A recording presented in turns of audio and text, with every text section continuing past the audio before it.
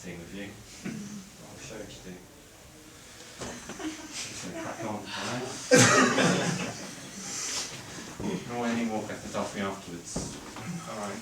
Or anything I say interests you, just let me know. So I've started writing my autobiography recently. Its working title is, "If it doesn't make you stronger, it will kill you."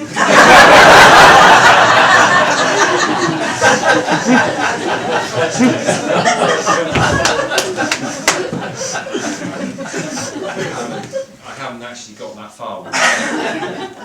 In fact, it's just a list so far of things that haven't made me stronger. Things like eating cake, defeatism, and a general lack of perseverance. I don't know if I'm going to carry on with it, to be honest. I've also been going to the library a lot and taking out library books and reading them. Here's one I read recently, called Jack Rivers' Action Hero. Anyone familiar with this book? No? Very well known. Well, I'll tell you about it. It's an action story about a man of action called Jack Rivers, good-looking secret agent who has all sorts of adventures. There's a really good bit at the beginning where he's climbing up this massive cliff face, and he's on his way to rescue a nuclear scientist called Professor Plowright. Because basically there's this evil fascist organisation called Nexus, and they're trying to take over the world, and they've kidnapped Professor Plowright to try and get nuclear secrets off him. And Jack, I'm just going to read it to you. Easy, isn't it? Jack Rivers clung to the side of the precipice and braced himself against the wind. It had been a major gamble to take this perilous route up the mountain, but it had been his only hope of reaching the castle undetected. Once at the secret entrance, he would disarm the guards and then track down where Professor Plowright was being kept prisoner. Jack knew he was the professor's last chance.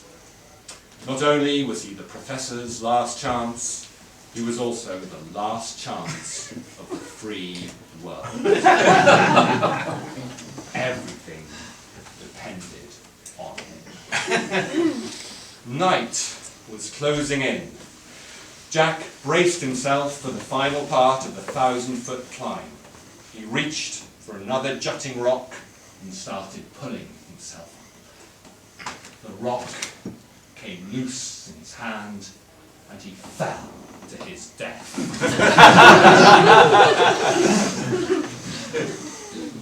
Jack was dead.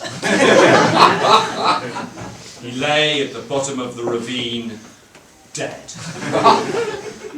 He wasn't any more dead than other people who were dead, but he was still incredibly dead. So that's the beginning. I forgot to say that the fascist organisation, they haven't just taken Professor Plowright prisoner, they've also taken his two beautiful daughters prisoner. That's charming Annabelle and enticing Connie. I'm just going to find another moment of high suspense where all three of them are locked up in a little room under guard in the castle. "Don't worry, Daddy," said Connie, tossing her golden curls and looking at her father, Professor Plowright. "I'm sure the British government will send a secret agent to rescue us soon. Before you're forced to give up the vital scientific information to those evil Nexus men." "Yes," said Professor Plowright, "if that were to happen, it would be a disaster for the entire world." "Hush," said dark-haired Annabelle, his other daughter, suddenly. What was that? From outside in the corridor, she had heard the sound of scuffling, followed by a heavy bump. It was almost like the muffled sound of a guard being strangled from behind a secret agent and then slumping to to the floor. A British secret agent like Jack Rivers, who might at this very moment be on his way to rescue them. But it wasn't. He was dead. It was the sound of one of the interns dropping a heavy load of papers and then picking them up again in a hurry. I don't think I've ever read a book like this. I just feel like it tells it like it is, doesn't it?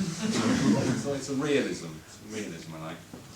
But I wouldn't want you to come away thinking that this book is all action. It's all just suspense and high-octane thrills, because it's not. It's actually a very tender love story in it as well that goes on. Connie, Professor Plowright's daughter, was in love with Jack Rivers. They had known each other since school, and Connie had long held a strong and burning yet unconsummated passion for Jack. Connie didn't know that Jack was a secret agent. So what a surprise it would have been. What a dream come true it would have been if, at that moment, Jack had burst through the door of their prison gleaming with rugged masculinity and making one of the throwaway comments that made him so attractive to women. But this time, he wouldn't be doing that. He wouldn't be doing that because he was dead. I'm sure you're probably getting the idea of the book now. Jack's dead. You know, he's departed this mortal realm. He's shuffled off this mortal coil, isn't he? He's gone for Burton. He's bought the farm. He's not coming back. But the really impressive thing is, in this book, is that the author Derek de Stewart-Jude, depending on his name, the amazing is he keeps attention. He keeps it wrapped up, in spite of that, wrapped up to a white-hot level.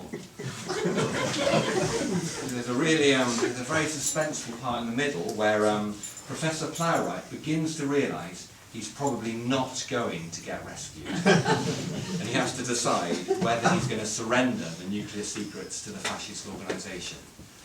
And there's a lot of will he, won't he, will he, won't he, will he, and he does.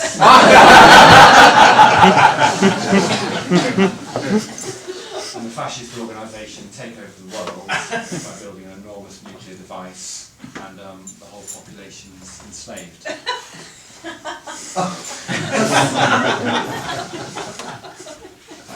Actually quite a bleak book. Everything's just awful. But hope survives. Hope lives on because Professor Plowright's two daughters, the honest, faithful, true Connie and supportive and lovely Annabelle, they live on, and hope continues to live in their hearts. Because after their father capitulates to the fascists and betrays the free world, after that they're released from the castle. So that's a bit of good news, isn't it? And, they're released from the castle and they go and live in a little cottage in Kent. We're just going to join them towards the end of the book, in Kent. And that summer, Connie and Annabelle spent a lot of their time in the garden of their cottage. Sometimes they thought about Jack Rivers. One afternoon, Connie said, "I wonder whatever happened to Jack Rivers." "He's probably dead," said Annabelle. Connie sipped her tea and thought about time, that mighty stream always flowing onwards, bringing new things, new experiences, and yet its waters stirring always with the rich images and memories of a life lived. It would probably be time to stop thinking about Jack Rivers soon.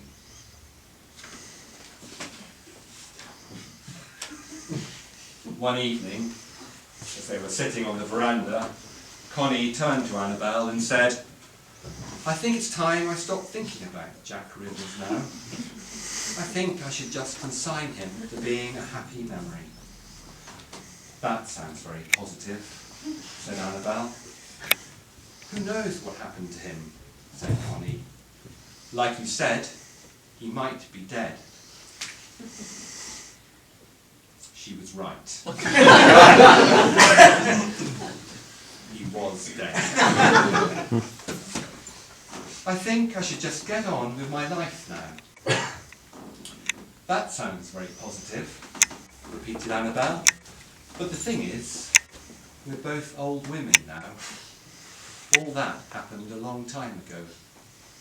"Yes," said Connie. "It's probably a bit late now."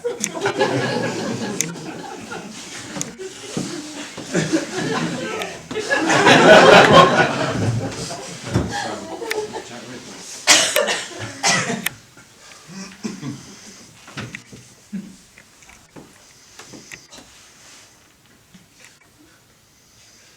Cheer up!